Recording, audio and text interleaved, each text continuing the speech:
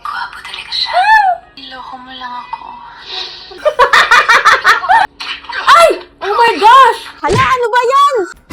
Grabe Bakit na kasi to. may sigaw lab? Ano nangyari? Hindi, nanonood kasi ako nitong short dramas. Kanina pa nila inaapi yung bida. Hindi nila alam, billionaire CEO yung asawa nito. Akala ko naman kung ano na. Pang ilang episode ka na ba dyan? Episode 74 na ako, pero lahat ng episodes available dito. Siya po ang president ng Fernandez Holdings.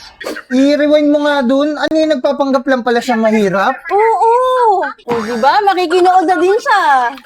Buntis si Miss Santos. Huh? Kailangan ng...